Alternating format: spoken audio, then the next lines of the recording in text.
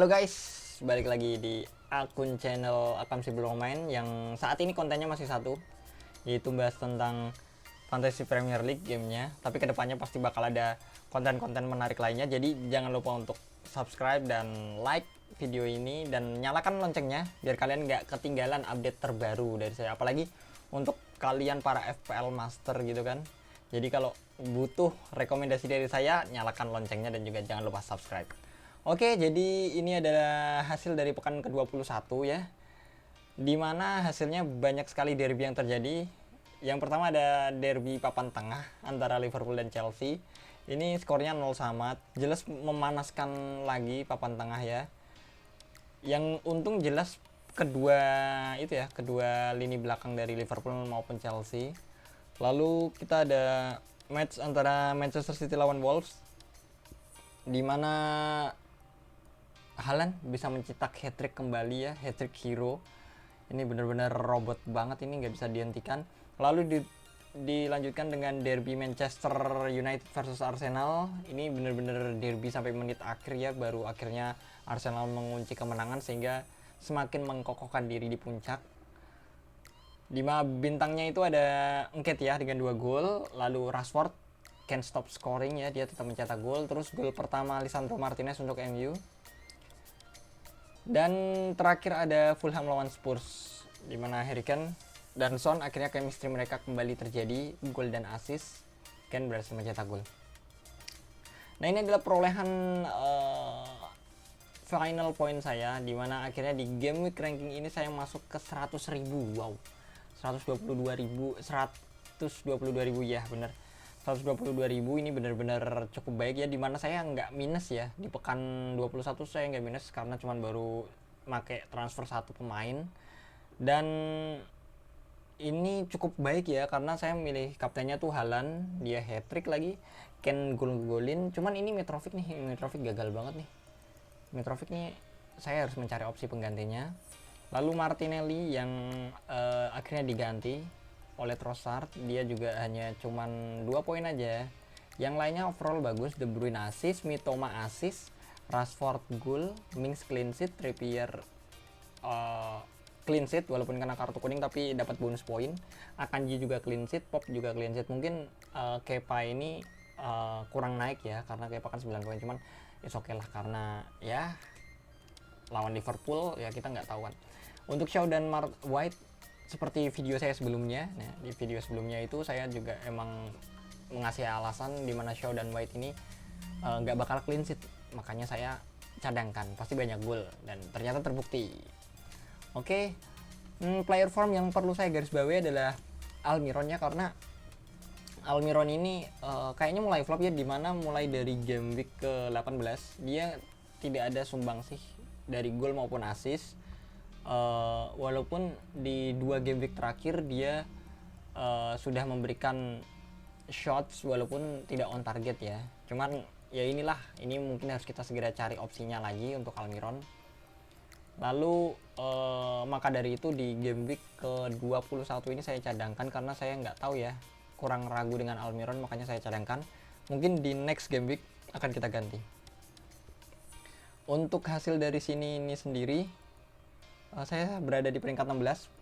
Hampir di semua liga saya bisa panah hijau karena emang gap dengan average poinnya 65 dengan 93 itu 30 poin, itu cukup bagus banget, sehingga menipiskan jarak ya dengan peringkat 1 di liga saya, dimana jaraknya mungkin masih 100, cuman 120-an ya, 119 atau 110. Semoga aja di game week ini bisa kita pangkas lagi.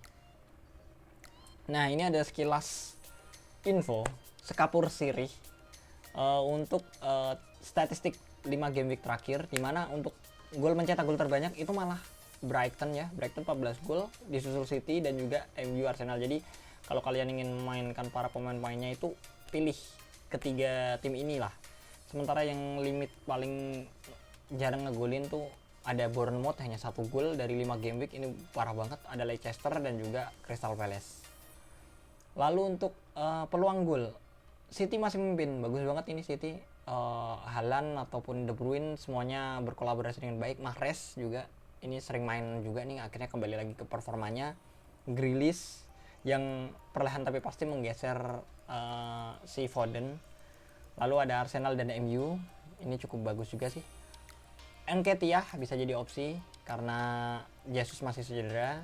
Sementara MU juga Weghorst itu bisa jadi opsi juga karena ya akhirnya MU punya striker yang jangkung dan tipenya tipe goal getter lah.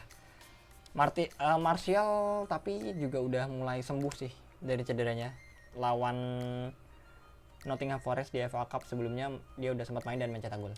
Shot on target, MU paling atas, Brighton, City dan Spurs. Itu harus ada berarti pemain-pemain ini. Terus big chance-nya juga City memimpin. Ini paling kalau dari chance created ini paling banyak itu dikuasai oleh tim 5 besar lah. Ada City, Arsenal, MU, Newcastle mungkin big chance ya. Enggak, berarti Brighton dan Spurs. Untuk yang saya tidak rekomendasikan untuk di tim kalian sebagai penyerang itu Bournemouth jelas, Leicester dan Wolves. Ini kayaknya kurang lah. Kalau dari peluang cetak gol aja kecil, gimana mau mencetak gol? Terus untuk defensif paling banyak kebobolan ada Everton, jadi yang milih Pickford. Terus ada Coady, ada back kirinya Seamus Coleman, itu kayaknya dicoret dulu aja. Spurs juga nih, kalau kalian masih masang Perisic cepat-cepat deh dikeluarin karena dia nggak garansi clean sheet ya. Loris tuh juga, Eric Dyer karena kebanyak bobol. Yang saya rekomendasikan tentunya ada Newcastle, mereka 5 game week ini nggak kebobolan. Nick Pope baru kebobolan lagi tuh FA Cup kemarin lawan Southampton. Terus Raya mungkin ini Brentford, ada Raya. Terus Mi itu juga harganya barusan naik. Lalu ada Chelsea ya, Chelsea makanya saya masang Kepa karena Kepa udah pulih. Terus peluang yang akan conceded konversinya mulai dari Leicester City dan Leeds ini juga kurang bagus ya, Seward dan Ilan Mislayer ya, itu kayaknya banyak kebobolan. Ini si yang bagus berarti di sini adalah Arsenal karena Arsenal Ramsdale bener-bener jaga gawang dengan baik ya. Gabriel dan juga Saliba, duet yang cukup kokoh. Dan kalau misal dilihat dari sini yang saya saranin Newcastle jelas. Newcastle benar-benar bagus banget ini sebagai sebuah tim dalam organisasi bertahan. Terus ada City dan juga Brentford, itu bisa jadi opsi. Oke, kita lanjut. Nah, ini adalah game week ke-22 di mana yang paling kita garis bawahi adalah ada double game week yaitu MU dan dua-duanya main di kandang. Lalu ada Chelsea lawan Fulham di mana Chelsea dengan setelah belanja besar-besarannya apakah akan berhasil. Lalu ada Everton dan Arsenal. Everton baru aja ganti pelatih. Dan kalau nggak salah pelatih barunya ini yang mantan pelatih Burnley ini cukup kerap kali merepotkan Arsenal. Nah, ini kita nggak tahu nih apa yang bakal terjadi nih. Makanya kita coba lihat. Oke, terus ada Brighton lawan Bournemouth. Ini kayaknya bakal tricky banget ya karena Brighton ini tim yang sangat banyak sekali ngegolin, sementara Bournemouth tim paling buruk. Nah, ini harus ada nih pemain Brighton nih, kalian harus masukin. Dan yang paling ramai jelas Mitoma. Terus ada Wolves Liverpool, nggak berharap banyak, tapi kayaknya berakhir imbang 0-0. Kalau kalian punya back Liverpool, silahkan dimainkan. Paling kalau Wolves yang paling berbahaya jelas Daniel Podence, itu cukup baik. Lalu ada Spurs dengan Manchester City, tapi main di kandangnya Spurs. Kita lihat Spurs nih, aduh unstable banget ya, kurang menggigit gitu, mainnya biasanya crossing aja. Oke, ini untuk top transfer game week ini.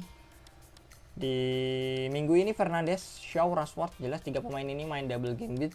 Jadi mereka dimasukkan oleh para manajer FPL ini. Mitoma. Nah, Mitoma ini saya sudah 2-3 game week, 4 game week yang lalu malah masang Mitoma dan akhirnya terbukti. Nah, jadi saya dapat pemain dengan harga yang naik nih. Jadi waktu dijual lumayan. Mungkin para FPL manager ini bikin Mitoma untuk menggantikan Almiron. Ya, karena harganya hampir sama ya. Malah lebih murah Mitoma. Lalu ada Nketiah dengan 2 golnya setelah lawan MU, terus Gabjes cedera. Para FPL manager ini mulai percaya. Untuk transfer out Cancelo karena pindah ke Munchen. Almiron untuk beberapa yang kurang percaya lagi. Martinelli, Mitrovic. Nah, ini juga nih 2 pemain saya yang emang aduh Saya salah satunya, Martinelli saya out di game week ini. Dan Salah masih tidur aja nih si Salah. Oke, dan ini adalah squad saya dimana saya melakukan 2 kali transfer jadi minus 4. Ini karena saya early transfer ya kemarin ya, dimana saya mengganti Martinelli dengan Odegaard dan juga De Bruyne dengan Fernandes. Dan ternyata di hari ini si De Bruyne harganya turun, jadi saya tidak merugi, cukup baik banget. Untuk Rashford saya jadikan kapten, Bruno vice kaptennya. Cuman saya ada bimbang apakah Bruno atau Rashford yang akan jadi kapten. Cuman setelah dipikir-pikir akhirnya Rashford yang saya pilih untuk menjadi kapten. Almiron masih saya kasih kesempatan. Ken dan Haaland akan menjadi ujung tombak. Semoga aja mereka berdua ini saling mencetak gol ya. Apalagi Ken nih kerap kali ya ngegolin ke gawang City. Lalu untuk Odegaard nih, saya mungkin hanya berharap assist saja ya, assist tidak lebih, karena Everton nih kayaknya dilatih oleh mantan pelatih Burnley cukup menakutkan nih, apalagi main di Goodison Park. Oke, mungkin sekian video kali ini.